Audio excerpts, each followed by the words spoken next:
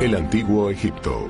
Durante más de 3 milenios, una de las civilizaciones más vibrantes y enigmáticas del planeta floreció durante la guerra y la paz. Los egipcios edificaron ciudades magníficas y monumentos longevos. Además, lograron un alto nivel tecnológico y matemático. Su increíble legado sobrevive hasta hoy día. A pesar de todos sus brillantes logros, los egipcios parecían estar obsesionados con la idea de sus propias muertes. Ninguna otra cultura llegó a invertir tanto en la vida después de la muerte. Ahora los eruditos están revelando los secretos de algo que parecía ser una fijación mórbida, analizando a uno de los más meticulosos fabricantes de tumbas del Imperio del Nilo, Ramsés el Grande. Los arqueólogos están descubriendo cómo los antiguos egipcios diseñaron un intrincado equilibrio entre nuestro mundo y el más allá. Por muy raro que parezca, su culto por la muerte podría darnos la clave de la longevidad que tuvo su cultura.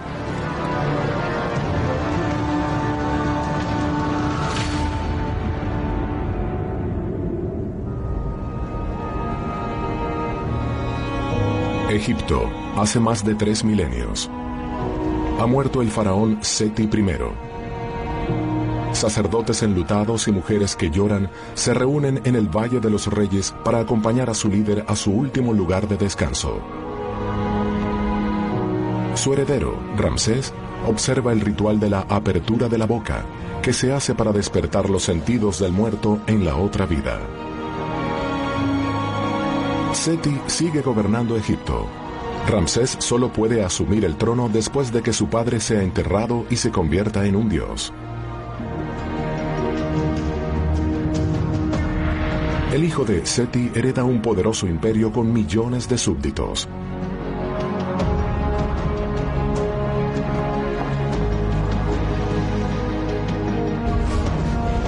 De todo el país llegan viajeros para alabar a su nuevo faraón. El reinado de Ramsés increíblemente durará 67 años. Él vivirá más que casi todos los otros faraones. Llegará incluso a sobrevivir a muchos de sus hijos e hijas.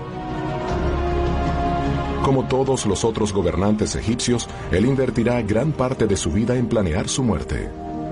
Casi tan pronto como asciende al trono, comienza a diseñar su tumba. E insiste que deberá ser aún más espléndida que la de su padre.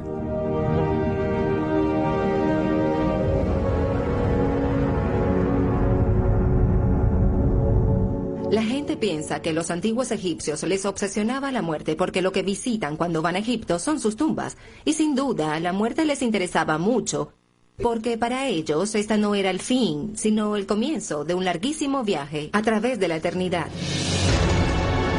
Para los faraones, ese viaje a la otra vida comenzaba en el Valle de los Reyes, que durante generaciones había sido el cementerio de todos los gobernantes egipcios.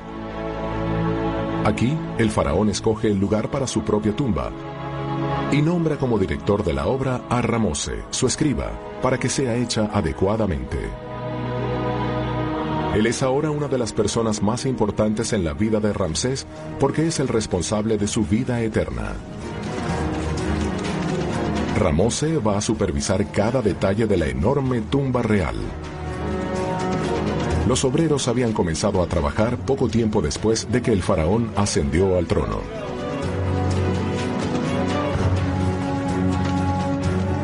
Las cámaras en la piedra caliza siguen siendo excavadas, pero ahora por los egiptólogos, y quizá ninguno de ellos conoce mejor el Valle de los Reyes que Ken Weeks, descubridor de un intrincado complejo funerario de los hijos de Ramsés.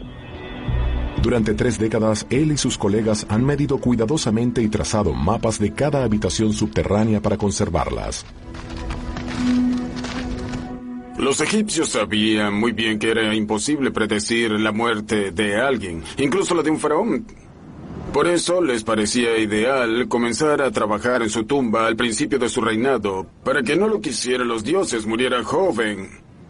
El proceso del entierro y el proceso de su viaje a la otra vida pudiera comenzar sin retrasos. La geografía de su país explica por qué la muerte obsesionaba tanto a los egipcios. Egipto es una franja de tierra viva y fértil rodeada de fatales desiertos. Egipto parecía existir en la frontera entre la vida y la muerte. Mucho antes de los tiempos de los faraones, los habitantes de esta zona debieron haber notado un fenómeno peculiar. Los cadáveres no se descomponen en las secas y ardientes arenas. Permanecen intactos, incluso después de décadas. Y si las carnes se conservan indefinidamente, quizá también podría conservarse la vida. Cuando el cuerpo, la carne, se aleja de la limpia arena del desierto, entonces se descompone. Y quizá cuando los egipcios consiguieron a estos cadáveres, se dieron cuenta de que necesitaban hallar un modo de proteger el cuerpo para que el alma lo pudiera usar en la eternidad. En la American University, en El Cairo, la egiptóloga Salima Ikram y sus estudiantes intentan reconstruir el antiguo arte de la momificación. Los embalsamadores, además de seres humanos, también conservaban animales. Los estudiantes, con unas instrucciones muy generales de hace 2000 años, hacen ejercicios de ensayo y error, tal como hicieron los egipcios. Como los egipcios creían que tu alma necesitaba usar el cuerpo en la otra vida, ellos comenzaron a hacer experimentos con diversos métodos hasta que consiguieron esta momificación, que es la que más probablemente ellos practicaron a partir del siglo XIV o XV antes del nacimiento de Cristo. El cadáver es colocado primero en natrón, un tipo de sal que se encuentra en el desierto. Hay que cambiarla constantemente hasta que la momia se seque por completo. Este paso puede demorar hasta 40 días. Los estudiantes omiten los antiguos sortilegios cuando frotan la piel del cadáver con 7 aceites sagrados, necesarios para mantener flexible la piel. El proceso en total podría tardar 70 días. Luego la momia está lista para ser envuelta en vendas de lino.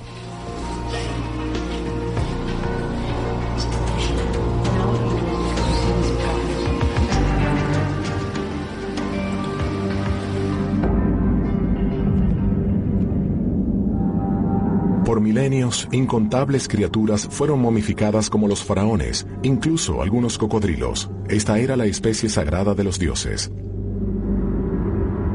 Algunos reyes incluso se llevaban a sus amadas mascotas a la tumba. Y eso revela un poco la visión que tenían los egipcios de la otra vida.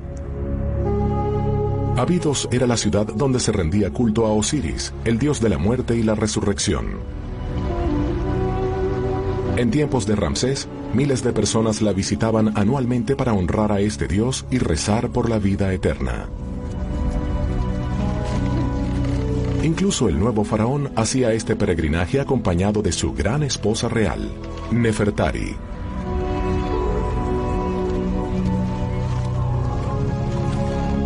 Como cualquier otro visitante, ellos llevan ofrendas al santuario de Osiris.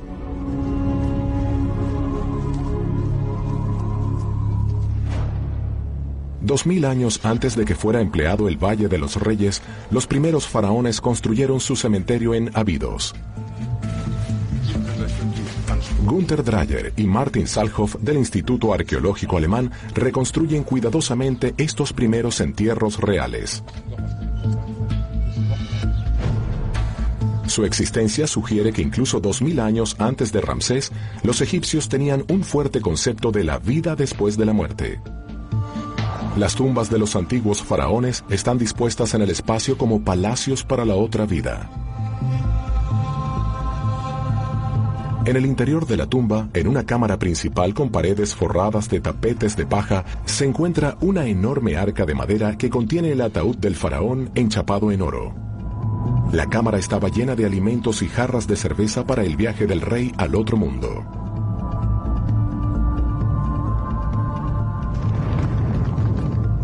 Los arqueólogos también han encontrado recámaras funerarias para los cortesanos del rey, quienes tenían que morir para servir a su rey al partir.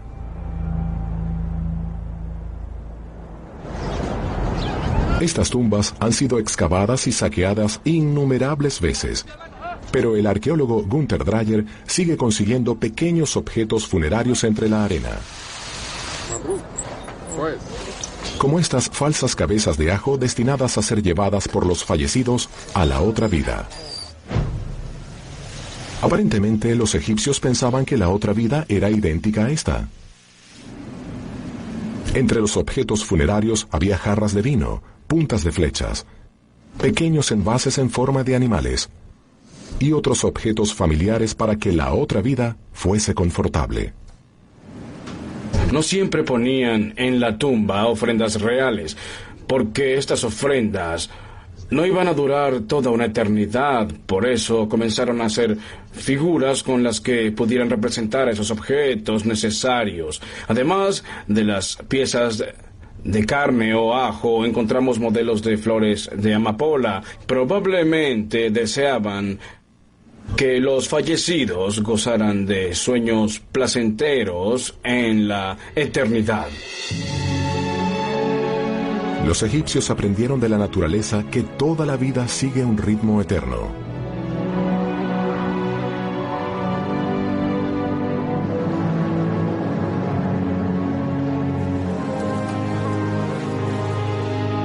Si el sol se levanta cada mañana, si el Nilo se desborda todos los años, si el grano retoña de la tierra verano tras verano, entonces debe ser posible que el ser humano emerja de la muerte.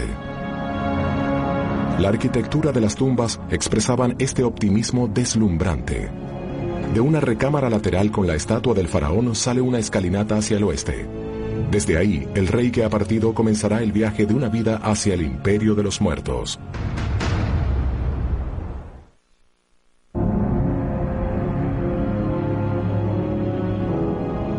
Por dentro y por fuera, la tumba de un faraón nos habla de una feliz vida después de la muerte. La superficie de la tumba, cubierta con tablas de cedro y esterillas de paja, se tapa con una colina de arena, que es símbolo de la resurrección. Un tema principal es que la vida es cíclica y comienza siempre una y otra vez. Por ende, es eterna. Se hace el máximo esfuerzo para ayudar al muerto con su resurrección. Por eso es que hacen colinas primordiales sobre las tumbas, símbolos de la creación de la vida que permiten la resurrección, y esos elementos luego se van a convertir en las pirámides.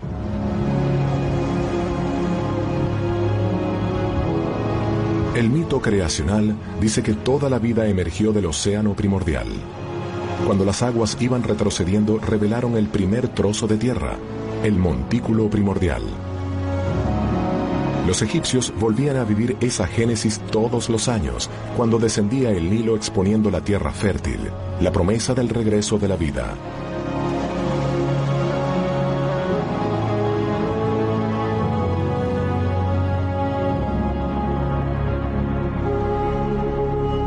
Cuando la colina sobre las tumbas se fue agrandando, se convirtió en algo más abstracto. En solo 4 siglos, el pequeño montículo terminó convirtiéndose en la pirámide de Giza. Este símbolo primordial termina convirtiéndose en la máxima expresión arquitectónica de Egipto.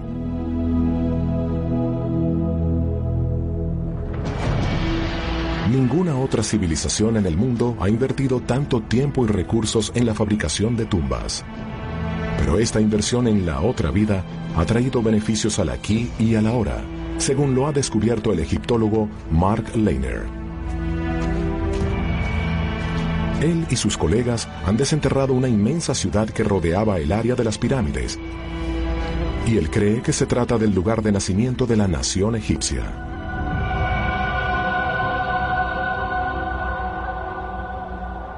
Sin duda, las pirámides ayudaron mucho a crear una identidad. Tienen que haber sido una fuerza socializante y haber creado una identidad a escala nacional en Egipto, así fueras del norte o del sur. La pirámide de Giza, este incomparable logro colectivo, se convierte en el edificio más alto del mundo que no será superado durante casi 4.000 años. Durante más de 2 décadas, incontables trabajadores construyeron ese enorme lugar que celebra la inmortalidad del faraón. Estos monumentos expresan el orden cósmico, el cual debe preservar el faraón para el bien común, aún en la vida después de la muerte. Todos los egipcios deseaban la eternidad, pero solo el dios Osiris, rey del inframundo, juez y dios de los muertos, determina quién la merece.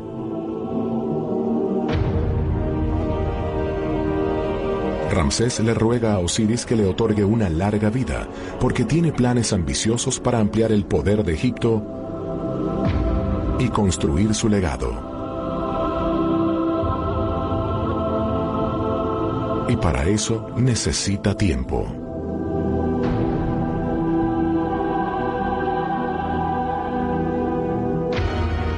Ramsés anhela convertirse en el más grandioso de los faraones que haya visto el mundo y comienza inmortalizándose con épicas obras civiles. Tiene que probarse a sí mismo en Tebas.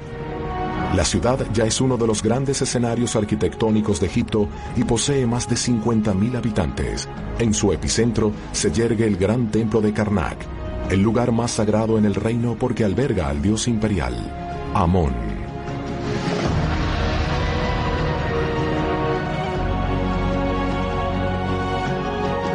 En Karnak, los predecesores de Ramsés construyeron pilones monumentales, avenidas y un lago sagrado. En el margen occidental del río estaban los gigantescos templos mortuorios de los faraones fallecidos. ¿Cómo podría superar todo esto Ramsés? ¿Cómo podría dejar un legado aún más grandioso? Tiene los recursos. Solo necesita tiempo.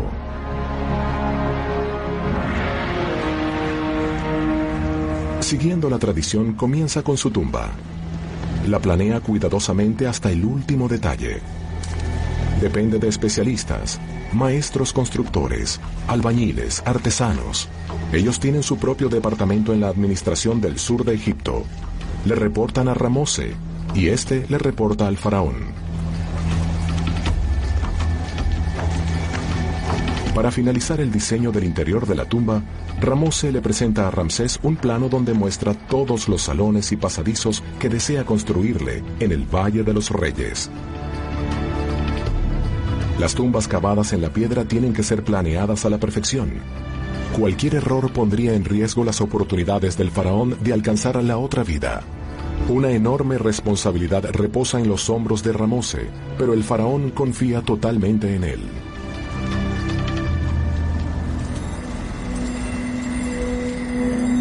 Al igual que todas las otras cámaras funerarias egipcias, la cripta es más que un lugar de descanso. También preserva el orden en el mundo y no debe ser profanada. Se diseñan profundos fosos verticales y paredes falsas para despistar a los ladrones de tumbas. La momia real debe permanecer escondida para siempre.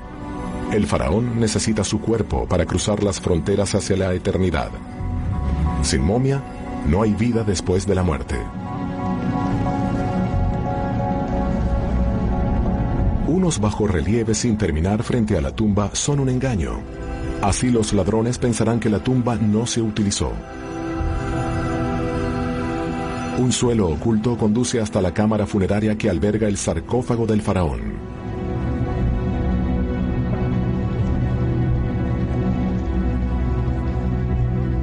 Bajo la momia hay otro enorme túnel que conduce hacia el inframundo y hacia la vida eterna.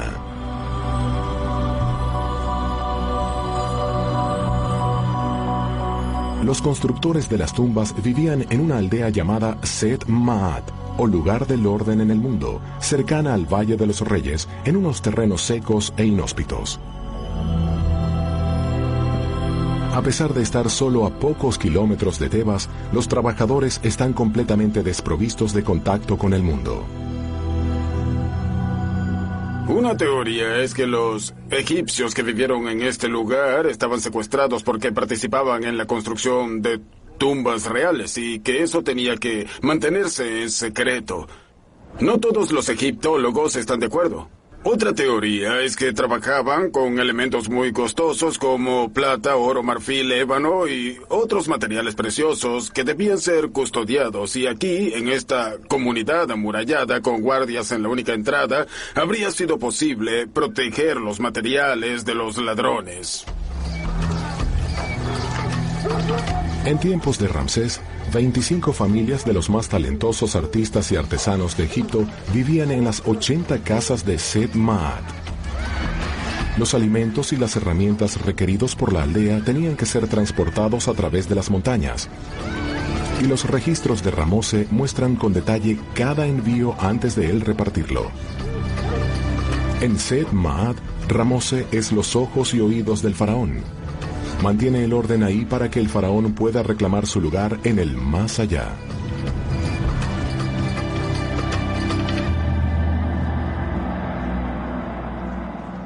Frecuentemente puede relatarse gracias a los desechos. Hace 100 años se descubrió en la antigua aldea de Sed Ma'at un pozo seco que una vez llegó a ser el basurero de la aldea. La basura del antiguo Egipto es un tesoro arqueológico. Miles de fragmentos de barro cocido dicen muchas cosas sobre cómo fue la vida cotidiana aquí hace más de 3000 años. Estos fragmentos de arcilla y piedra caliza fueron alguna vez equivalentes a cuadernos de apuntes. Muestran cómo vivían los aldeanos. Una madre que da pecho. Una dama que se maquilla frente a un espejo.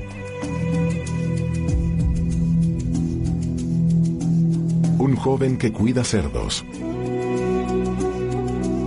Un granjero que lleva una vaca. La vida de un trabajador no es fácil. Ramose y sus hombres recorren un paso estrecho de más de 3 kilómetros para llegar al área de la obra en el Valle de los Reyes. Los asnos llevan herramientas, pan, cerveza y todo lo demás que necesitan para esa jornada de 10 días lejos de la aldea. Acampan al pie de una gigantesca pirámide natural. Ramose registra el inventario y toma nota de qué trabajador está enfermo. Hace un reporte de quién está ausente y de cómo va la obra. Las mujeres no suelen ser parte de la fuerza laboral, pero la esposa de Ramose, Mutenvilla, a veces le lleva vino y dátiles de la aldea. Un cambio de dieta muy bienvenido.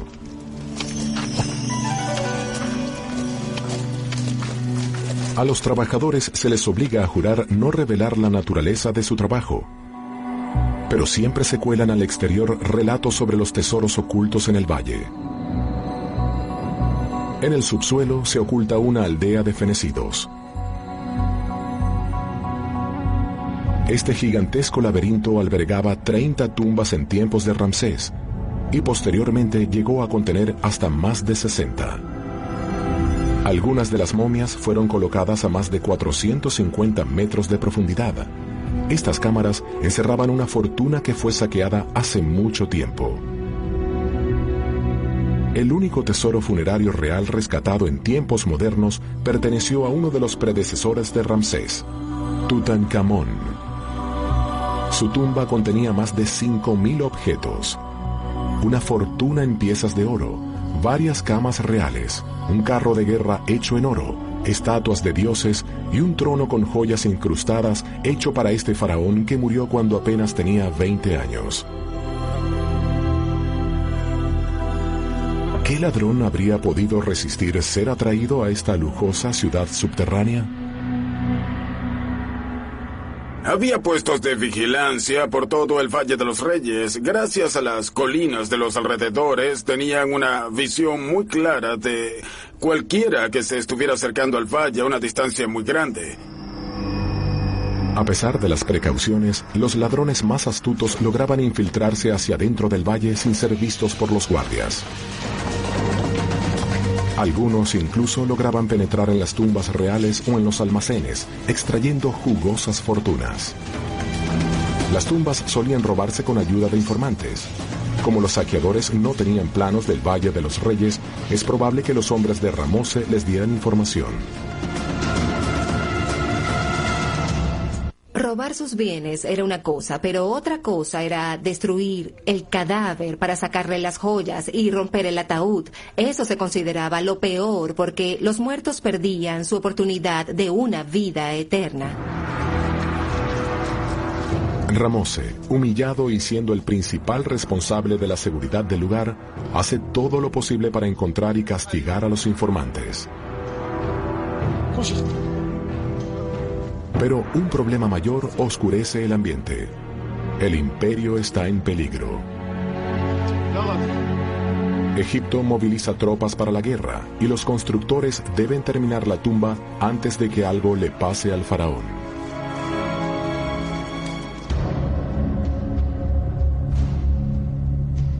Unos temibles guerreros están expandiendo su territorio y se acercan a las fronteras egipcias. Son los hititas, sus máximos enemigos.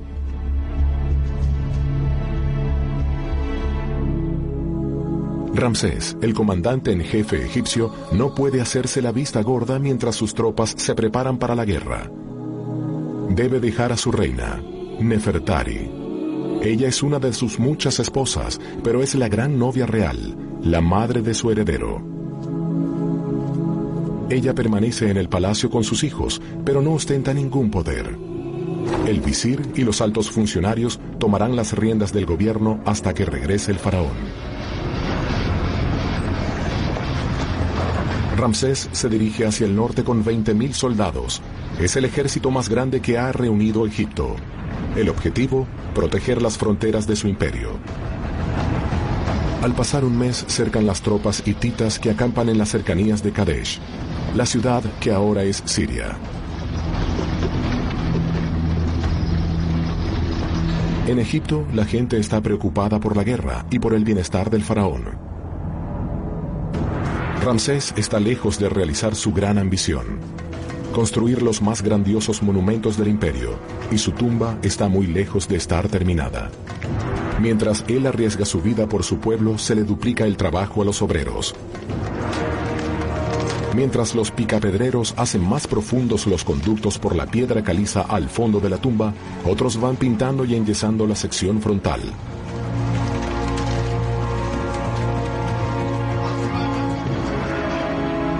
Ramose presiona a sus hombres sin contemplaciones. No basta con que trabajen rápido. También tienen que hacerlo cuidadosamente porque cada detalle de la tumba tiene que estar perfecto. Yo pienso que para los egipcios los preparativos, tales como la decoración de la tumba y su amoblamiento, eran esenciales para ellos tener un viaje seguro a la otra vida. La muerte de un faraón puede producir el caos a menos que éste viaje con éxito hasta la otra vida. Para ello, las pinturas y los textos jeroglíficos tienen que ser perfectos. Aún después de morir, los faraones tienen que mantener el orden en el mundo de los vivos. Las pinturas en los techos muestran cómo Nut, la diosa del cielo, traga al sol en las tardes. Ella lo hace pasar por su interior durante las 12 horas de la noche y lo da a luz al amanecer, con lo cual se anuncia un nuevo día. De manera que el Valle de los Reyes es más que un cementerio de reyes. Es el motor que mueve al mundo.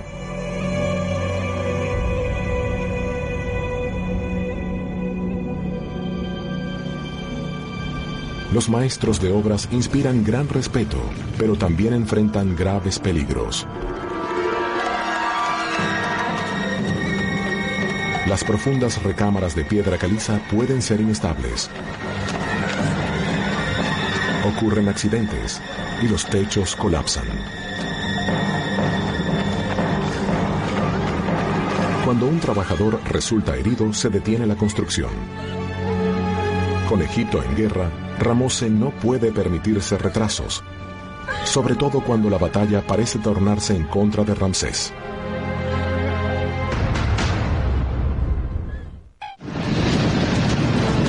En Siria, cerca de Kadesh, Ramsés y su ejército combaten por el imperio y por sus vidas.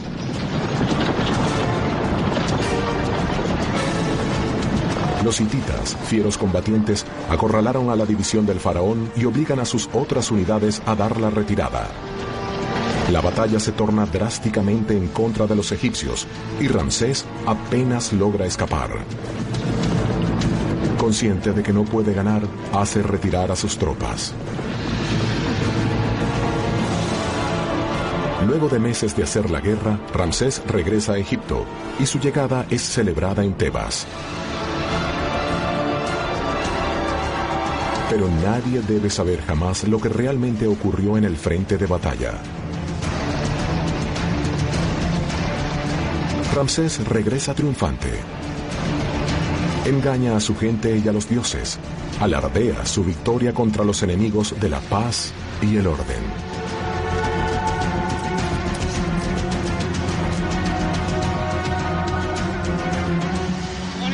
Y se sale con la suya, porque los hititas, que enfrentan epidemias y otros problemas, también se retiran de la guerra.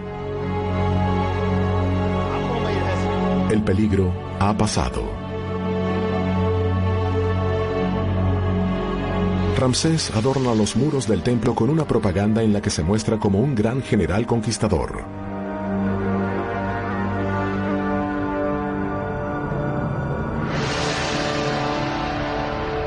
Las imágenes muestran a los hititas inclinados a sus pies. Pero aun cuando no haya sido un poderoso comandante, este sí demostró ser un político astuto. Cuando había ostentado el trono por 21 años y 15 años después de la batalla de Kadesh, permite que egipcios e hititas negocien un tratado de paz. Una delegación de embajadores lleva a Egipto un documento que hará historia. Es el primer tratado de paz del mundo. Un documento de hace 3270 años, escrito con textos cuneiformes y jeroglíficos. Ambas partes lo firman con la promesa de ayudarse mutuamente a combatir a sus enemigos. El rey de los hititas también le promete al faraón una de sus hijas. Es un matrimonio que unirá a los antiguos enemigos más que cualquier documento.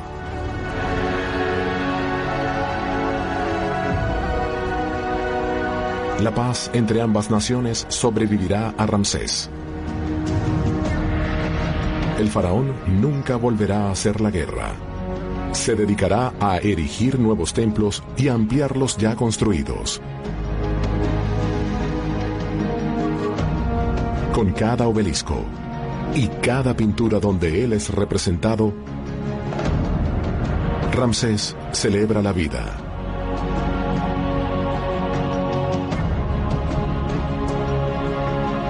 En su templo funerario, él hace erigir las estatuas de granito más colosales que sus súbditos hayan visto, y eso lo convierte en el más grande de los constructores de Egipto. Y su grandeza, claro está, se extiende hasta su tumba, que es la más grande del Valle de los Reyes.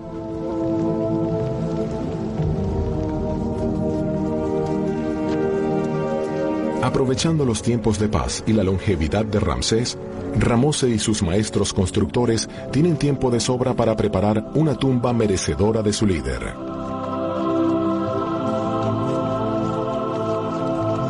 Al final de cada semana laboral regresan a su aldea, Set Maat.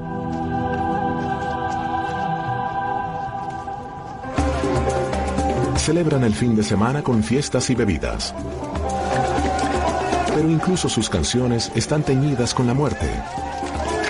Dale a la bebida tu corazón todos los días hasta que vayas a la tierra que ama el silencio.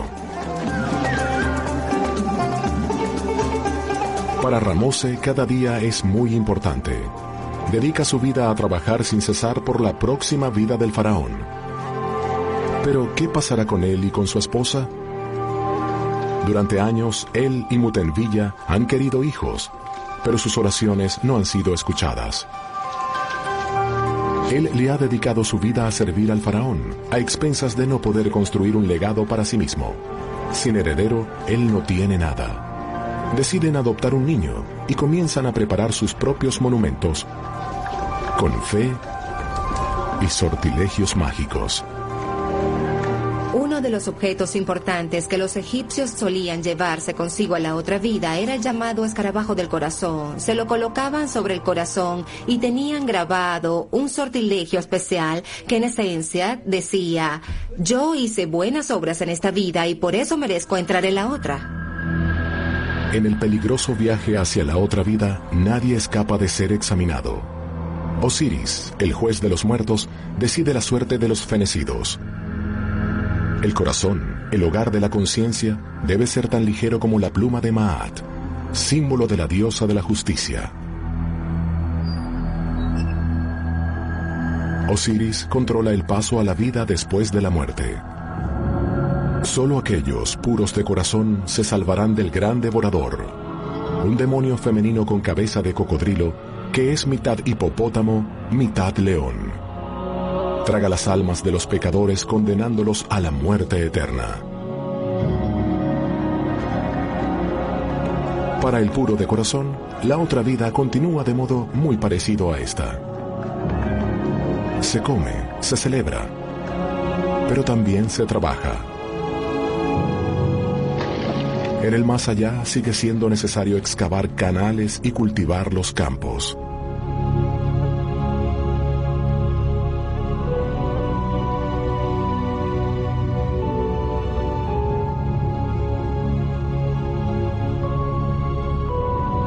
Pero los egipcios diseñaron una inteligente solución para esa tediosa parte de la otra vida. Colocan Ushabtis, figuritas que eran como clones de los muertos dentro de las tumbas. Cuando Osiris ordena al muerto a trabajar, los Ushabtis asumen la tarea. Este es solo uno de los tantos detalles del complejo proceso de realizar un entierro. La preparación para la otra vida era una gran empresa.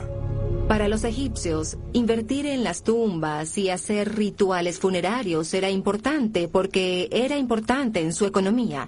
Y todo el comercio que esto generaba y todos esos trabajadores, los embalsamadores, los que extraían el natrón y lo trituraban y aquellos que comerciaban inciensos o textiles, todo esto era un componente importante de su economía y su sociedad y es algo bien crucial para todo el sistema económico del antiguo Egipto y mantenía a toda su sociedad en funcionamiento.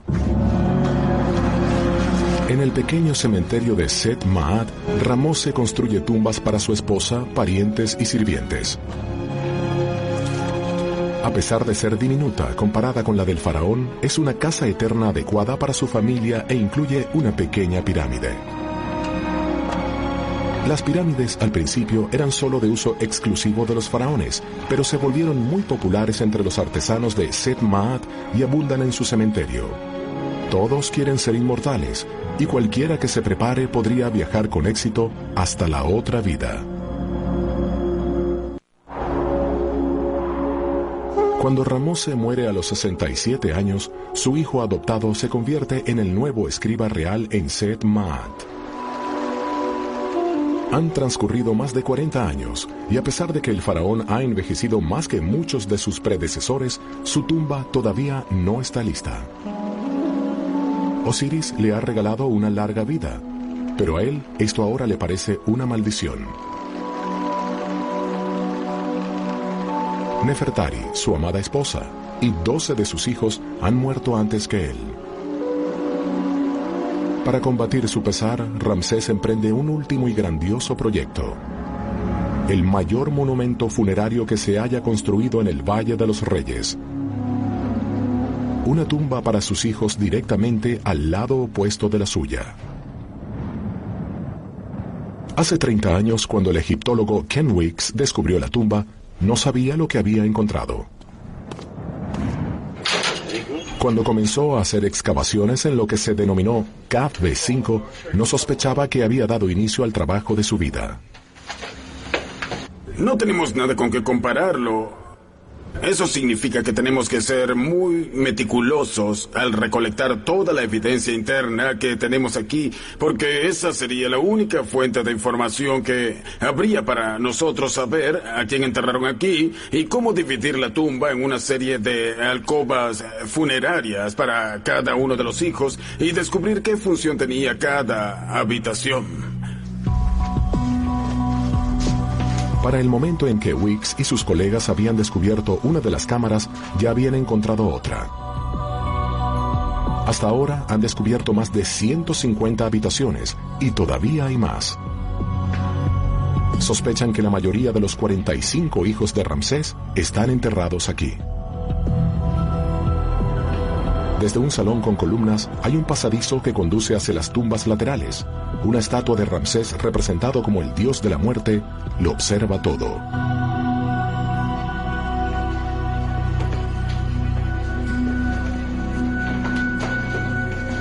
Como siglos de tormentas de arena han destruido el interior de las tumbas, Weeks encuentra poca cosa.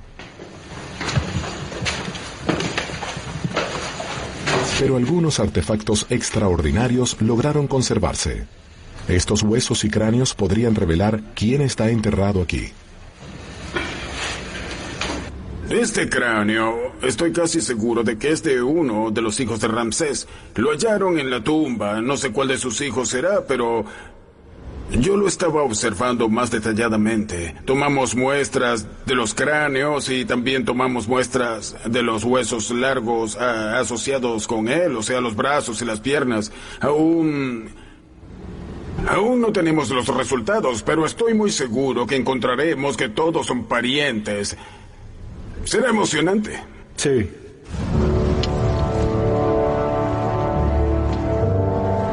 A Ramsés, los dioses le habían otorgado su más anhelado deseo, y permaneció casi 70 años en el trono.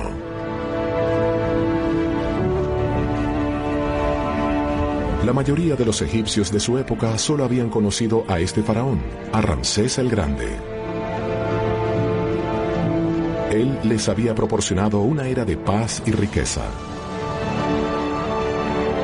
Y su legado arquitectónico y político le otorgó una forma de inmortalidad.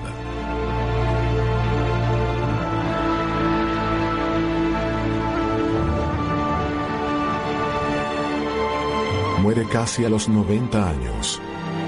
Lo que era increíble en una época en que la mayoría no llegaba a vivir ni la mitad de eso. Pero cuando finalmente fenece, su tumba está lista. Ramsés gobernó en la cúspide de la historia de su país. Sigue considerándosele uno de los reyes más importantes de Egipto y sin duda, ninguno de los otros dejó una huella tan importante, con sus colosales templos construidos en el extremo sur del imperio y en Tebas. Ramsés partirá de su espléndida tumba en el Valle de los Reyes y celebrará la vida eterna. Y cuando haya llegado a la otra vida, ayudará a mantener el orden en el mundo de los vivos.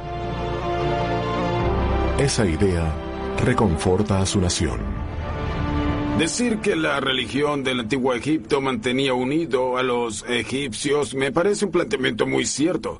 Era algo que iba más allá de un lenguaje en común, de una costumbre o de un peinado en común o lo que sea. Era una de esas cosas que proporcionaba un vínculo emocional entre los egipcios. Para los egipcios, la vida, la muerte y la vida después de la muerte eran parte de un todo que celebraban con monumentos sorprendentes que han burlado el paso de los siglos. Sus pirámides, textos, templos y sepulcros son testigos de que ellos veían a su país como un paraíso en la tierra. Su creencia en la resurrección los sobrevivió y se coló en el judaísmo, en la cristiandad y en el islam. Y quizá haya sido de esta forma cómo lograron realmente la inmortalidad.